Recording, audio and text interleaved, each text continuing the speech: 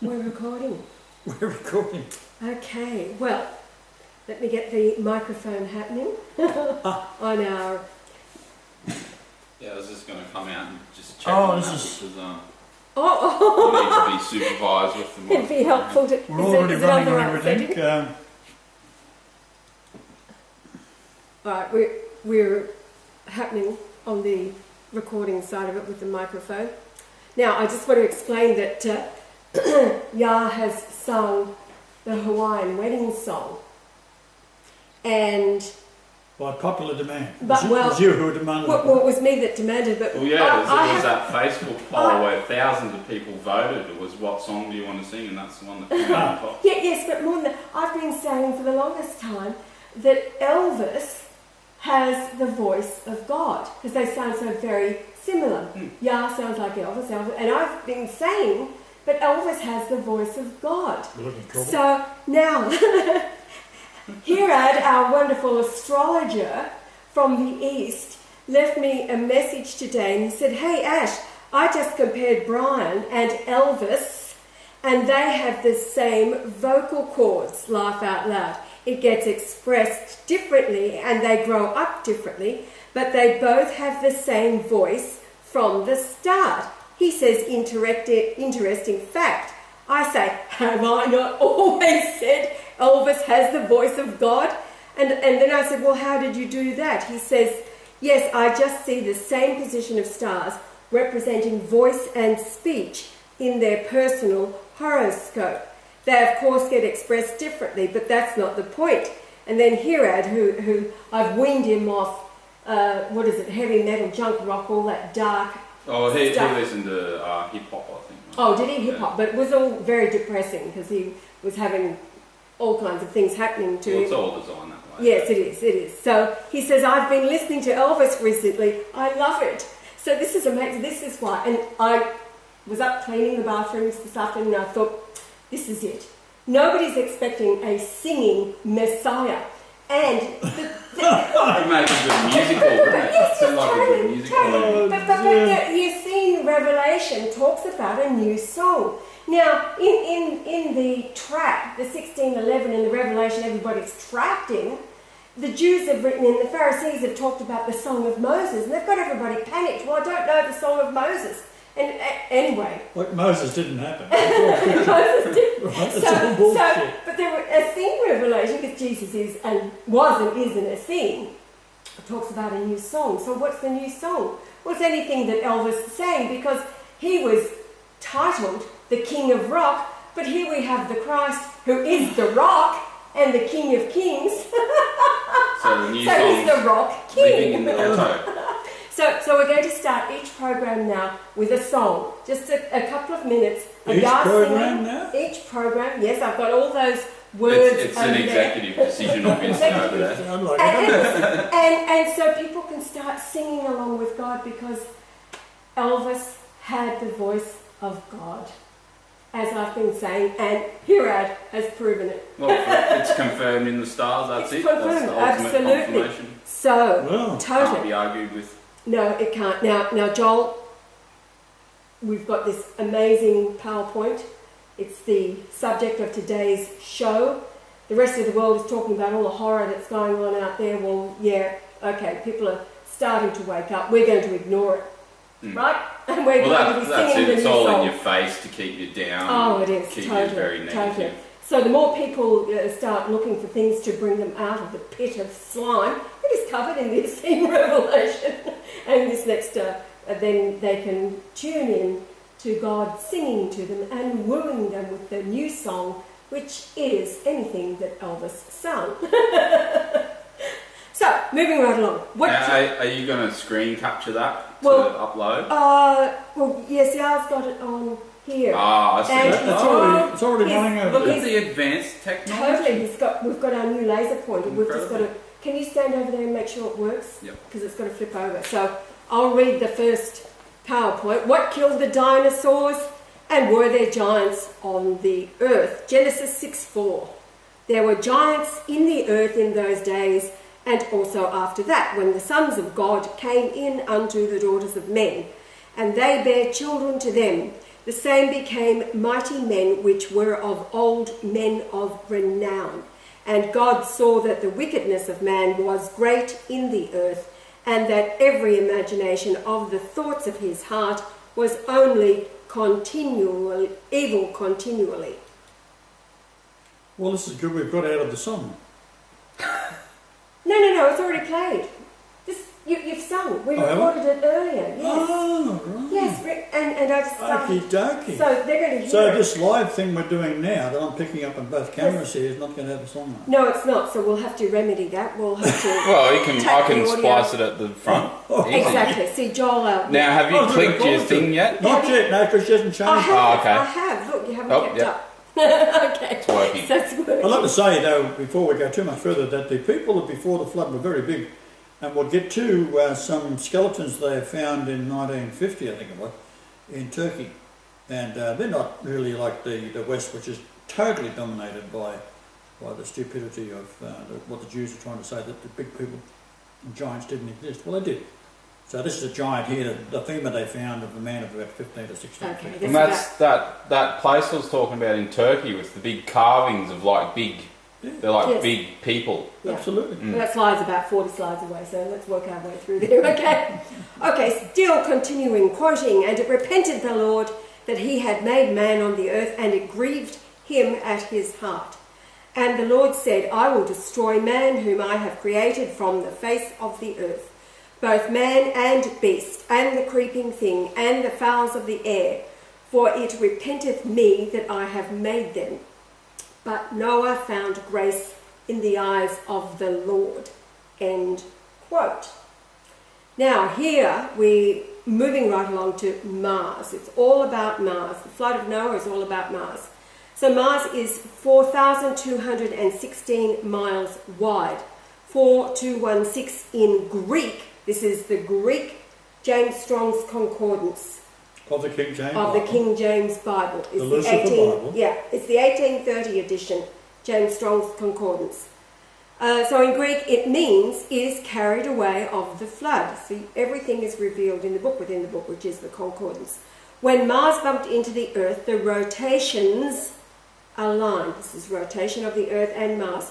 The Earth 24 hours and Mars slightly higher, both rotating in the same direction.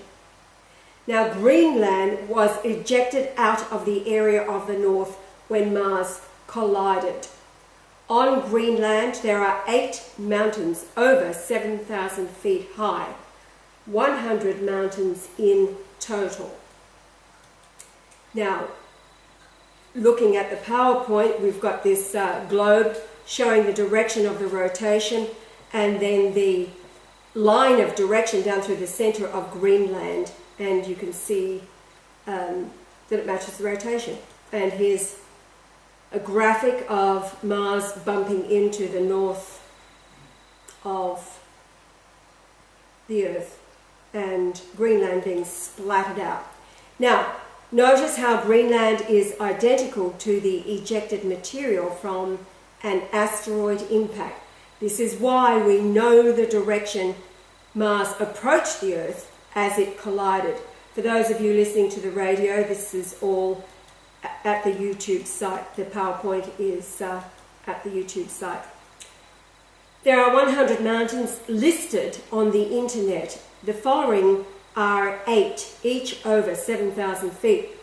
Now, when looking at the graph, they've actually, this is off the net, but they've got 2 mountains numbered 3, so it's 8 in total, but they're only numbering to 7 because they're repeating 3. They've got the mountain name, the coordinates, the region that it's in, the height in meters, and then the height in feet. The point being is that when you have this type of... you went back one, didn't you? Yes, I went back to see that. What happens is that you're looking at the North Pole here. How is it possible for anything to cause in any remote way, by geologic means, that you'd have 100 mountains in one small nation, which is an island, and it's very close to the North Pole, and yet I've listed here how many? 5 is over 10,000 feet, 7 over 7,000 feet, something like that. Yes, the 5 over 10,000. But when you look at the terrain, it's all as if it's been hit with something of a gigantic force to cause that. There's nowhere else on Earth is there such a rugged landscape as there is in Greenland. Yeah, so you've got 5 over 10,000 feet, Yeah. and then the remaining 3 in this group of 8 is over. Now, you'd think there'd be a 7. message in this, right? Well, there is. If you take the highest mountain, it's 3,700 metres. Well, that's over 12,000 feet. And that number means to look at something with wide open eyes as something remarkable. Here we are, we're moving on to that now. So from the first mountain listed, the distance measured to the North Pole is 2,344 kilometres. Now that number 2344 in Hebrew is from 2342, and sand.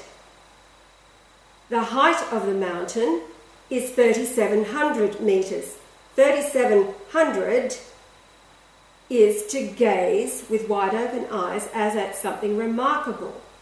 Now feet is 12,139 feet, so the number is 1213, from 1212, to make plain by words, declare, show, signify. Now, the 1212 number in the book of Revelation is woe unto the inhabitants of the earth because the devil's coming down unto you. Yes. Right? It's 1212 is half of 2424, which is Jesus in the Greek concordance. Okay, now moving along to the next mountain, the second highest, when measured to the North Pole, is 2,564 kilometres. So 2564 is K Moor from 2560, which is bitumen, as rising to the surface, slime or pit. So we've got sand and bitumen, both as in, those words are found in the Essene Revelation. And this is the next slide. In the Essene book of Revelation, the word slime is used in the same paragraph, quoting, as I stood upon the sand of the sea and saw a beast rise up out of the sea, and from his nostrils wafted foul and loathsome air. And where he rose from the sea, the clear waters turned to slime, and his body was covered with black and steaming stone, and the woman, clothed with the sun, reached out her arms to the beast, and the beast drew near and embraced her. The third highest mountain measures 2,348 kilometres from the pole. The word in Greek is dai, a strengthened form of a simpler primary, thano. The word is naisko, to die. Can you drink from the cup of eternal life while your brothers die of thirst? That's from the Essene Revelation. Now, when adding the 4 highest mountains, they total 44,384 feet. 4438 Malkuth, from a rule, concretely a dominion, empire, kingdom, realm, reign, royal.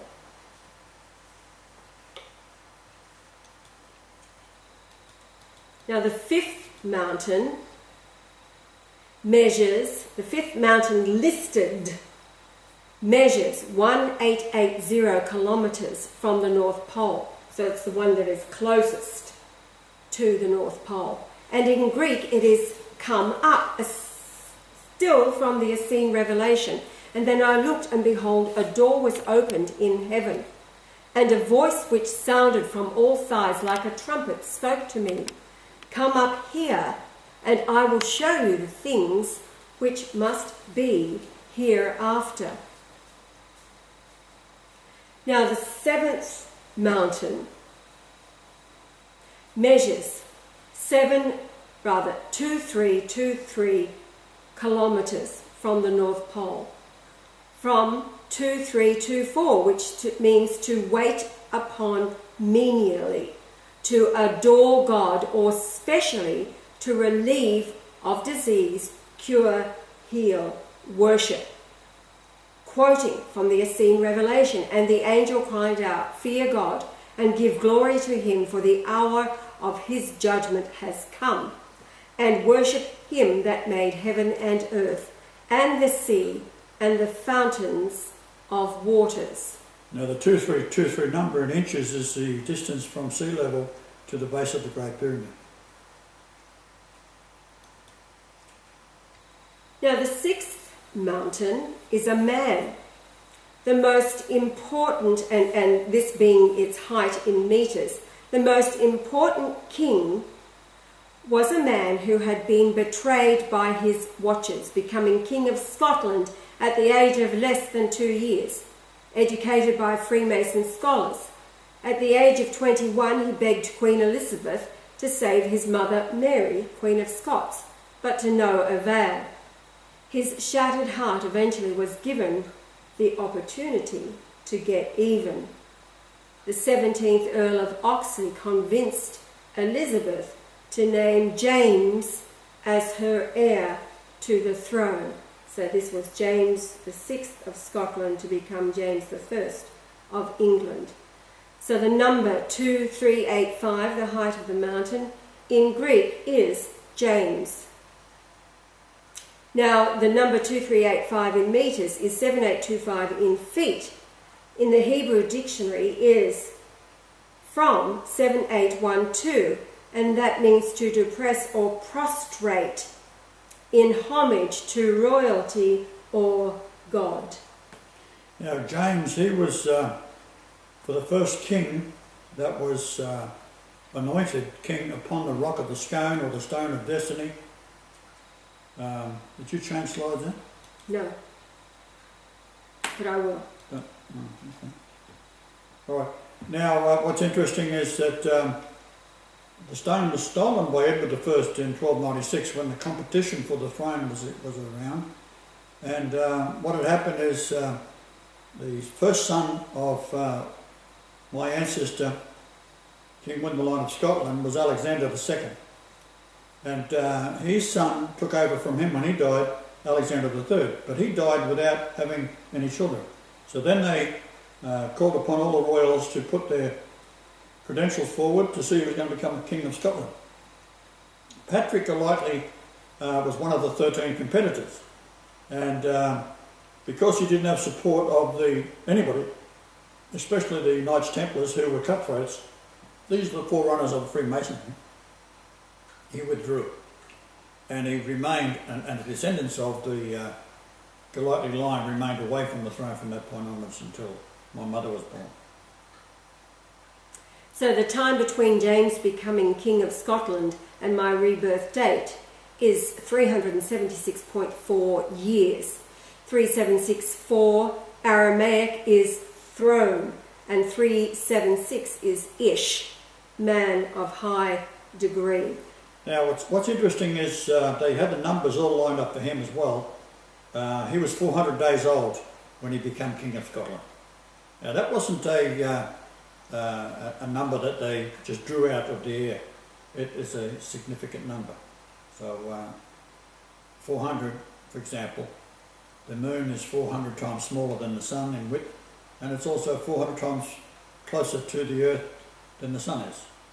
So, you've got 40 days in the wilderness and 40 years of the fictitious Moses wandering around like a lunatic, can't find his way out of Jerusalem because it's all bullshit. It was made up in 500 BC by the Babylonians in Babylon.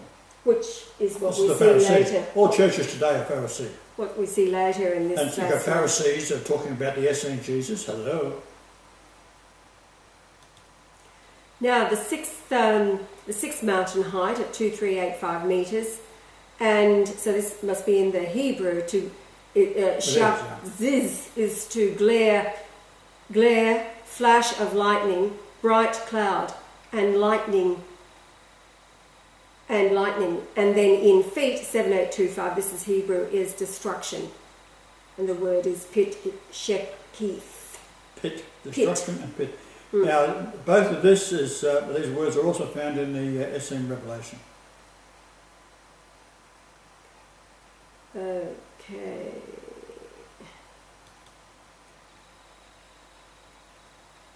So, It's brilliant, isn't it? it is brilliant.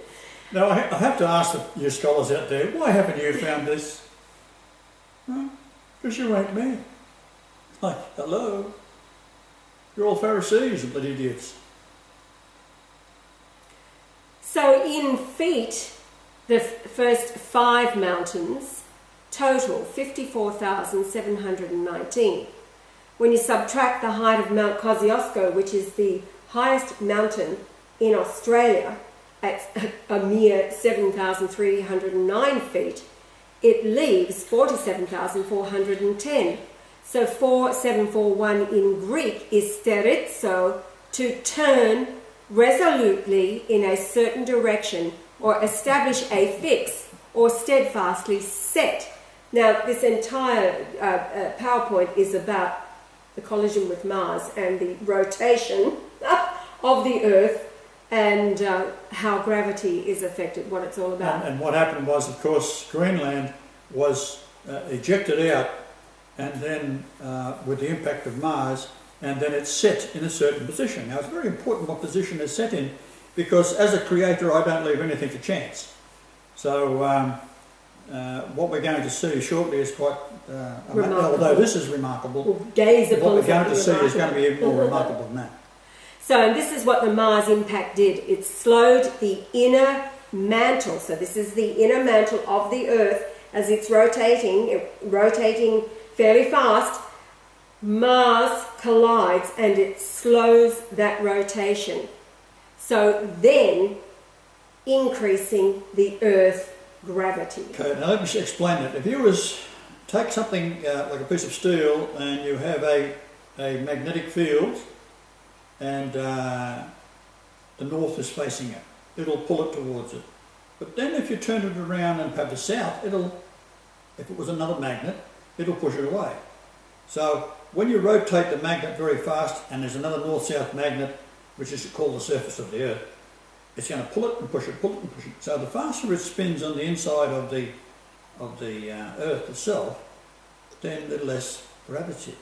It's only when it stops spinning that the gravitational field increases, and the molecular attraction of all atoms that were once being repelled and pulled at the same time is now going to be a greater Attraction. Yeah. Now, you ducked up and where are you at?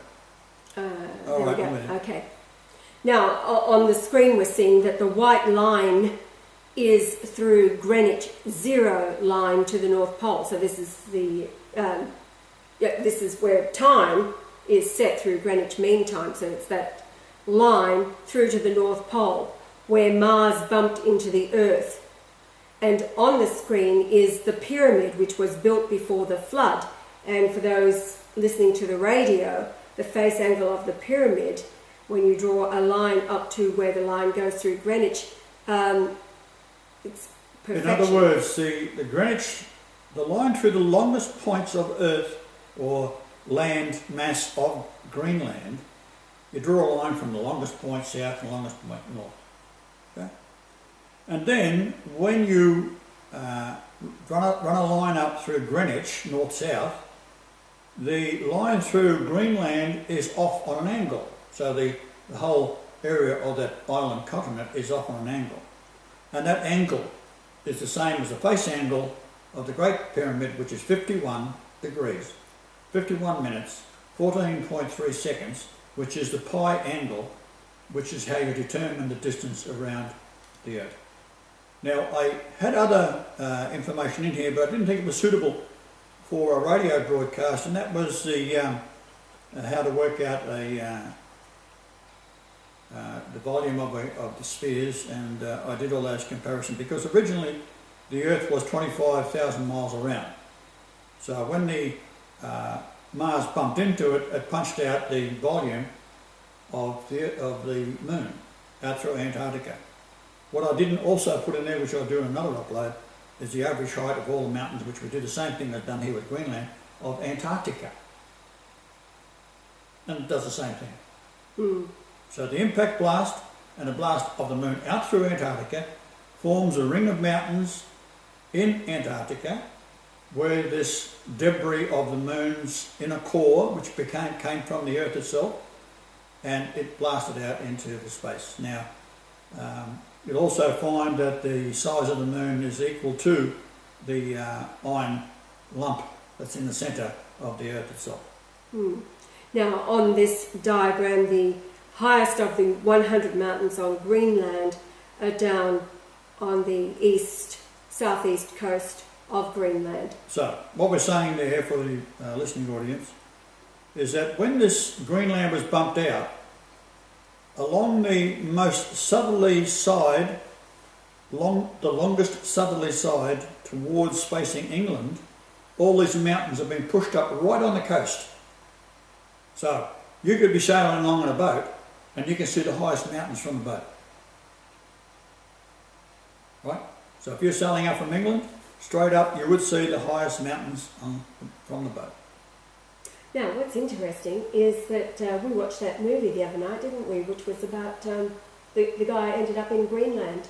Yeah, I don't want to talk about it. That was the worst movie I've ever seen. Oh, okay. So don't go there. Moving right along, number 17. Okay, so, alright, that's reiterating. These mountains are all along the east coast, and from above we see it is set on an angle the same as the face angle of the pyramid. Pi, 51 degrees, 51 minutes, 14.3. So for our listeners, if you go into the YouTube and look at this, you'll find that I've put an inlay of the pyramid and you can see how the angle fits that perfectly. And the YouTube is the Golightly Marshall Hour YouTube. Golightly Marshall Hour. Okay, next slide. So the longest landline is the face angle of the Great Pyramid, the altar to the Lord. The north-south line is the zero line through Greenwich. Now when you're on your YouTube, you'll see the dark areas, and that is actually, if you take the perimeters of that dark area of the depression in the North Pole, it's all sea. So it freezes up in the winter time of the Northern Hemisphere, of course, and that fits the shape of Mars perfectly. Now, measuring the length of Greenland, in miles, it's 1,656.62 miles. So we have a number, 1656 in Greek is Elios, which means tender, mercy, human, or divine. Now in the Essene Revelation, it talks about the extended, everlasting, incomprehensible mercy of the Almighty. Never-ending mercy of the Almighty. All you got to do is repent. Right? Now, in kilometres, the same distance is 2,666. So 2666 in Greek is katapino, which means to devour, drown, gulp, entirely swallow up, which of course is exactly what happened during the flood. And now, of the 7 highest mountains, 6 are on the southeast coast to the most southern point. This tells us the direction is confirmed, the impact pushing the Earth away from the point of collision.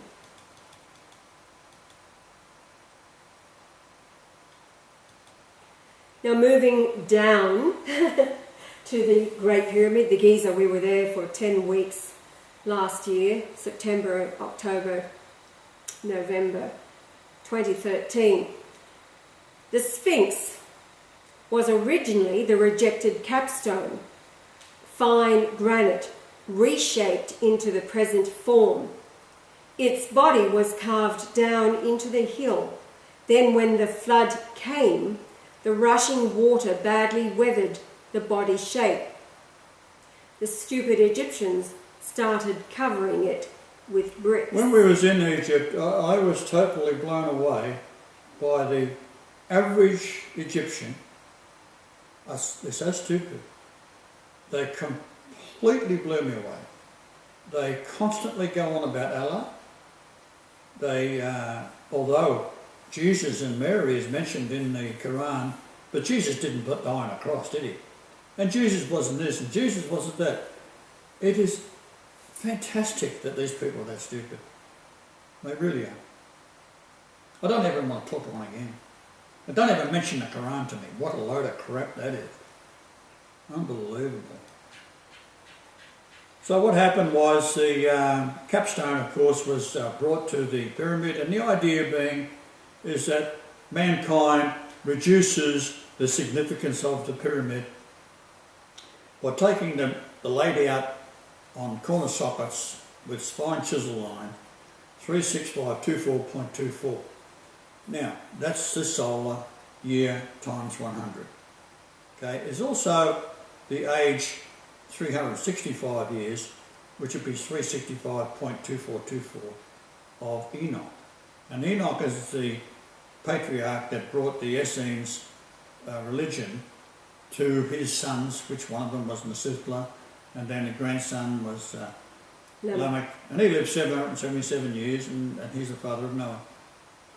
So the pyramid, which is the altar to the Lord in the midst of Egypt, is a time capsule, and it's a prophecy. Exactly right. It's a prophecy. It's the Bible in stone, which can only be read by the one who it's all about. It's a record and a memorial of the Lord, who has to be on the earth and reveal it to a devoured mankind who are convinced that the pages that they're reading is the Word of God. Think of it like this, that you go back after years of being away and you go into your parents' house where you was raised, you'd have a fair idea what the house is all about.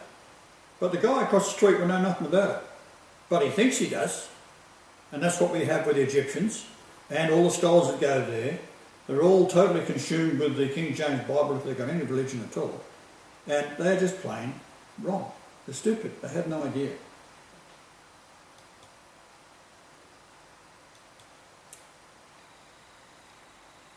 So the land mass there is all crappy clay and sandstone, and the Sphinx head is a magnificent piece of granite, weighed about 1,722 tonnes, to give you some idea. So it was too big to fit on this structure, the Great Pyramid, because when they built it, it was built intentionally and then moved inwards for a total circumference of reducing it by 286.1. And the entire structure inside, the height of the Grand Gallery or the going in through the King's Chamber, the coffer is 286.1 inches off the passage going in through the antechamber, and that then is right under the centre of the pyramid. So this is the coffer that is my dimensions inside, which we've already done on another. But if you have any questions, ask it, and we'll do it again. All right, so that's been covered. Now, getting back to the water from Mars. So the flood was the water from Mars being dumped upon the earth. And it flowed over North America, creating the Great Lakes, cutting through the Grand Canyon as the mountains and landmass were pushed up thousands of feet. And we see halfway along the Colorado River, the canyon is over 5,000 feet deep. And Brian flew through the canyon in 1989. Now, just a note in the centre of the globe here, the flood washed all the fish shit, which is what sand is, from America onto the west coast and inland of Africa. So you say where America is, that's where all the bullshit is, and all the sand from the coasts along the east coast of America and South America was washed across to Africa. And you take the Sahara Desert and the sand goes right across the continent. We've been there, we've looked at it, it's all fish shit. Sand. And if you go down to South Africa, it's Namib Desert, I've also been there, and it is extraordinary in a place where the sand is so thick that the sea runs right up to it, and then there's about a 40 degree angle of sand dunes straight up that make up the mass of sand that goes across to the Namib Desert towards central South Africa. Okay, so we've covered that there. Now the flood carried the sand, and then the rotation from east to west.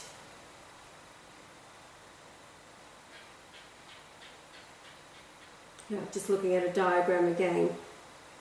So what it's showing here is that the rotation of the earth is moving towards the sand that's been washed off the east coast of America, and the south is also the South America.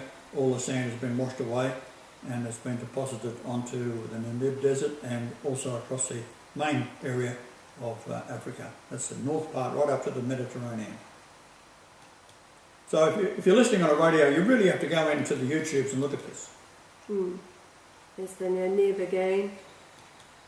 Now, tell me when you're going to move, because I'm trying to give up on the other camera. All right, we're up to Australia now. That's it. So now, Australia is semi-arid soil. A little water and life bursts forth. No sand means Mars had impacted the North Pole, washing all its water into the Atlantic. And I asked, what time? What time was this? So Brian says, in the afternoon, around tea time in Australia. Now, the Great Australian Bight is straight up 300 feet out of the ocean. This means the south coast was lifted up out of the sea as impact occurred. Now, also we drove across taking the cure for the fake flu. Swine flu. H1N1 flew to the Aboriginals in Central Australia.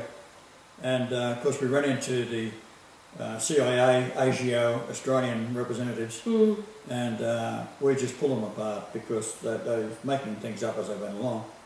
And point being, however, irregardless of that, we was driving across a desert and we stopped for some reason or other. And then in the distance, sometime later, a car comes towards us, pulls up, you all right? Yeah. Then turns around and goes back.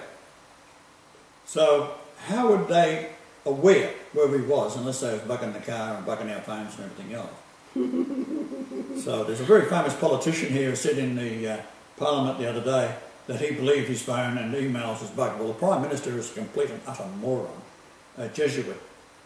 And he said, and he went on about the impossibility of that being the case. They wouldn't do that. They've got to abide by the law, right? Like, hello? They're dealing with Christ here. You think they're going to worry about the law? Now, what I was saying was the area that we drove through, it is so fertile that when it rains there, the desert, which they say semi-arid, it bursts into life because all the seed is already there. It's not a desert like the sandy deserts of Saudi Arabia and Egypt and all these places. This is very fertile land. And I would say very, very shortly we're going to get the Japanese down here because there's going to be nowhere else to live. And can you imagine what a country like Japan would make out of Australia? Right? I mean, these are beautiful people and they've been sacrificed. They've already been hit with Nagasaki and Hiroshima and now they've hit with this other thing that was caused by the US. They've done, and the Mossad. These are the bastards behind it all. And of course, the only salvation for these people is to get them on planes and boats and fly 140 million Japanese down to Australia. Not a problem. Australia can support them easy. Okay, so here we go, moving right along to 1965. I had a small biplane, and as I flew along the south coast of the state of South Australia, I was on my way to a job in Dampier, Western Australia. This is where the world's largest iron ore deposit is found. As I flew along the Great Australian Bight, I marvelled at the sheer cliffs. The continent appeared to be like a gigantic plate, tilted by forces pushing up from below. Soaring cliffs are also found around the coast of New South Wales near Sydney. South of Sydney, the land mass abruptly raise up 1,000 feet to abruptly level off, then gently slope inland. I concluded the Earth had been struck by a vast impact in the North Pole, which later I was able to confirm with computer software. Naturally, no scientists were suggesting this could be so, as all universities are puppets of Zionism. Here's a lovely picture of its official length is 1,160 kilometres long. I would suggest the length is 1,162.6 kilometres, to align with the width of the Great Pyramid's antechamber and the Christ's genetic numbers. Then this is the coastline of South Africa, known as the Namib Desert. Note how the sea along the coast ends abruptly as the desert falls back into the sea. Like the west coast of Africa to the north, the entire continent to the area of the Red Sea is all desert sand. We know all this sand is sea sand because when we look at it under the microscope, it is entirely chewed up pieces of shell and coral. This is what sand is. It is fish. Sand is fish shit. The fish eat the coral, and shellfish digest any protein therein, then excrete the waste as sand. If you look at how these fish chew on the coral, they've got this sort of a beak like a bird, and they chew it all up, and they're like a vacuum cleaner. They don't spit it out; it just goes straight through them. It's quite extraordinary to see it. They're like a vacuum cleaner. Yeah, and sand under the microscope is glorious, tiny little shells. Oh yeah, tiny bits of shell and bits of. Yeah. See, with the tiny pieces of coral that's in them, these are polyps, and of course they just chew it all off, and they're eating the polyp. They ground it all up with these jaws, these super heavy jaws they've got, and then the flesh, if you like, of the little tiny thing inside it becomes what they eat.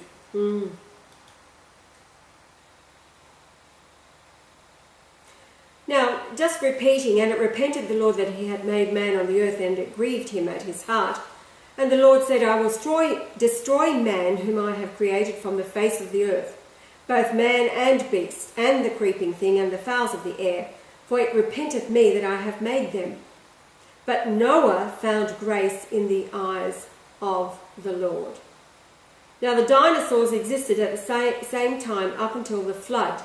Bones have been discovered of huge men and huge animals, some so large they had a small brain in their tail because the head was over 130 feet away from the tail, and the signal from the brain was very slow in moving the tail and legs for walking.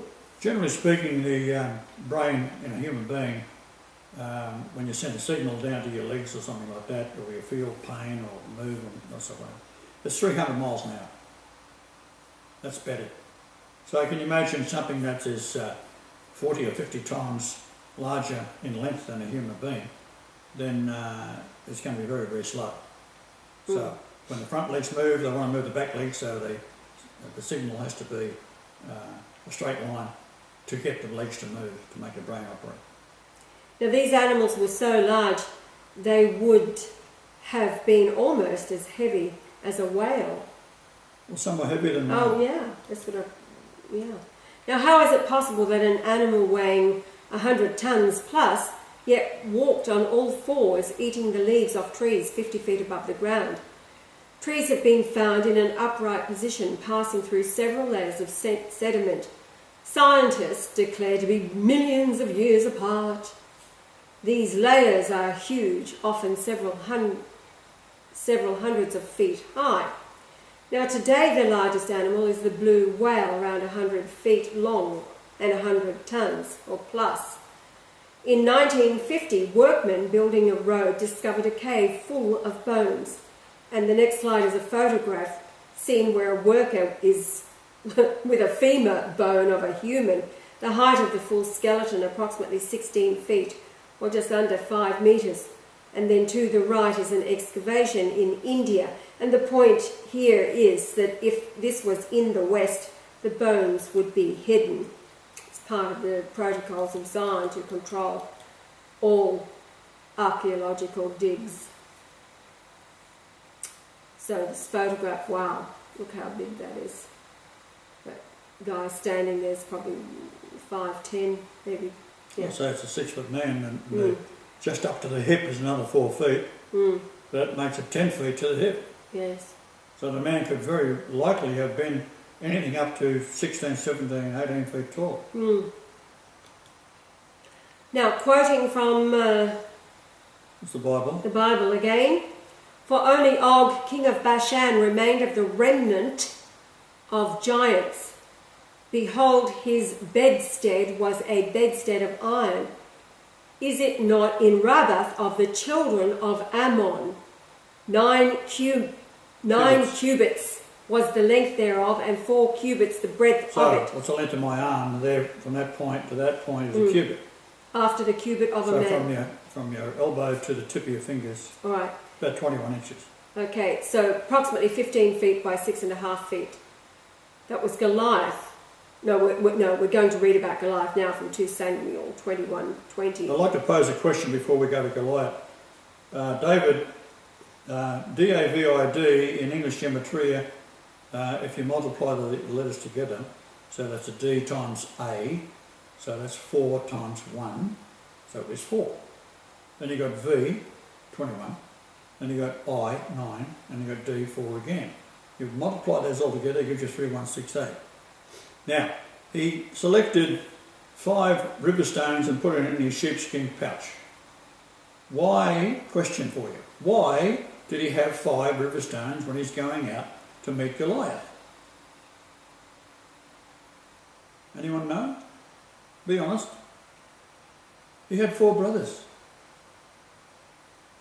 So, he'd use 1 for Goliath and the other 4 for his brothers. He was a pretty good shot, that's the idea of it. Here it is.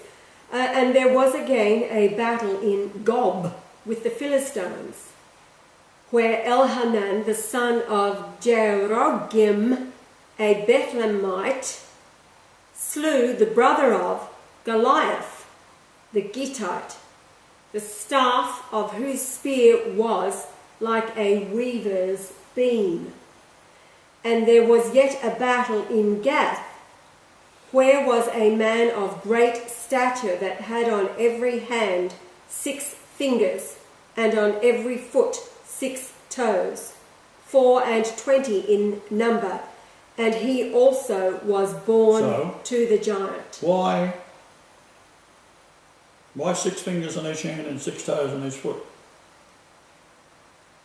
Babylonian numbering system. They can't help themselves. They have to put it in there because their numbering system only goes up to 6. So if you're counting 6,000 and then you want to go another number, you want to add some more numbers to it, 6,000 is always you go. So then you go another up to 600. Then you go again, right, up to 60. Then you go again up to 6. That's as high as the numbers go in the Babylonian numbering system. How many lords are there in the King James Bible? 6,666. And this is where King James and William Shakespeare, who was Edward de Vere, was getting even with these bastards that killed James's mother.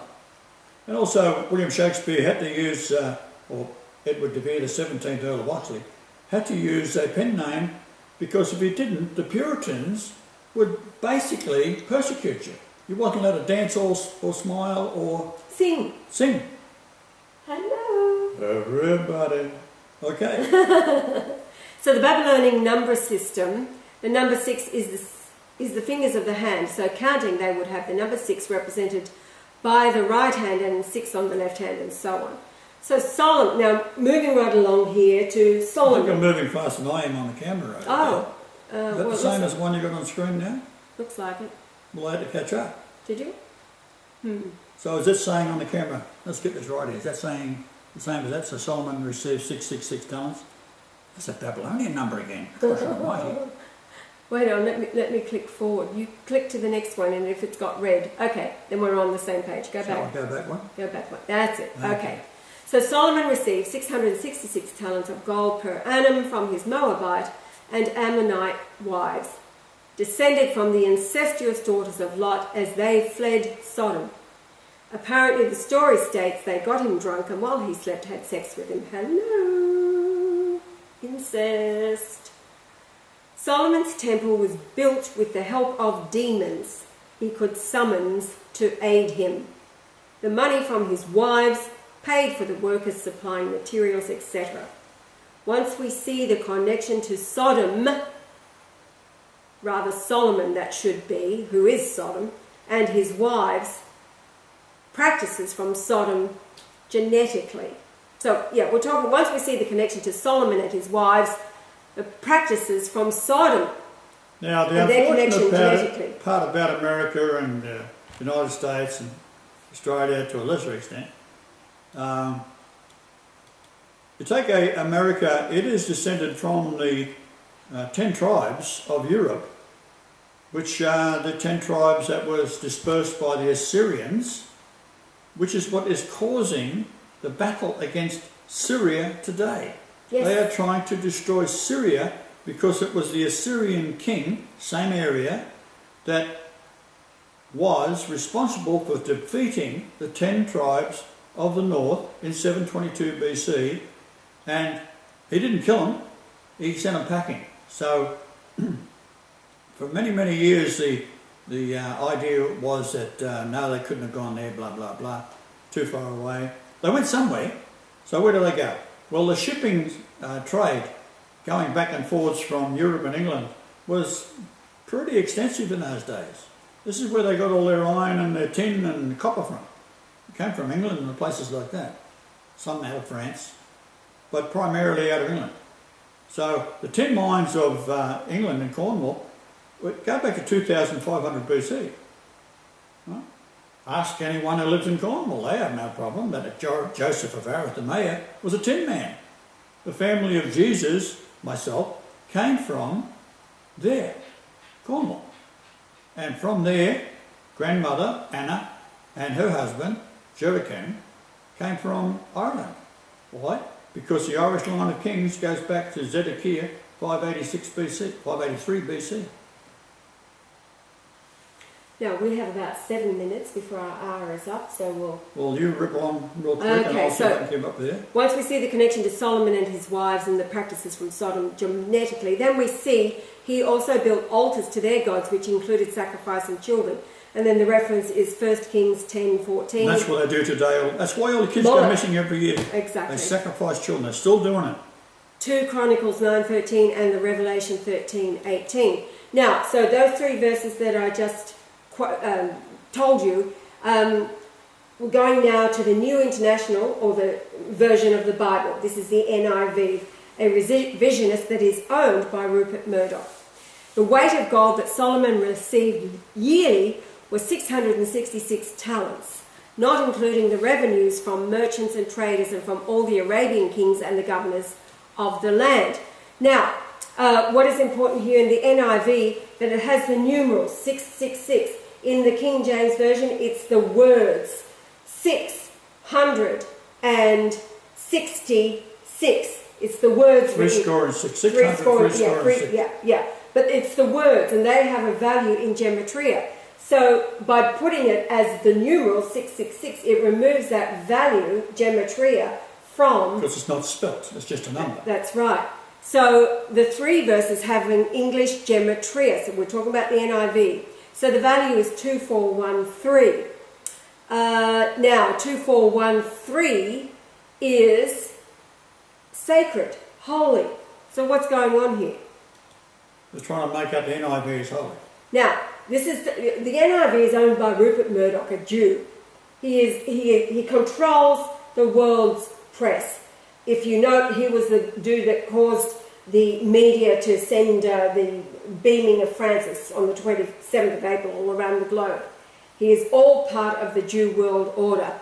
Now, our politician down here, newly elected, breath of fresh air, he's the one that tells the young reporters, these fresh-faced idiots that they've got on programs like Sunrise and the Morning Show, trying to make an ass of it. He says, you work for Rupert Murdoch. He says what he does is he sends the storyline to his editors in Australia from New York. He's given up his Australian citizenship. So from New York, he's sending the storyline, and the editors must print the story of what Rupert Murdoch has told them. So anybody working for Rupert Murdoch... It's against the law, by the way. An editor is supposed to be totally independent of the owner. You're all shills and you have no brains. So, What's it all about? The delusion that covers the whole earth, brought to you by the Jew. The Babylonian Pharisee priesthood, still in control of the temple. The temple today is the earth. And it is they that have made out Solomon to be holy when the opposite is true.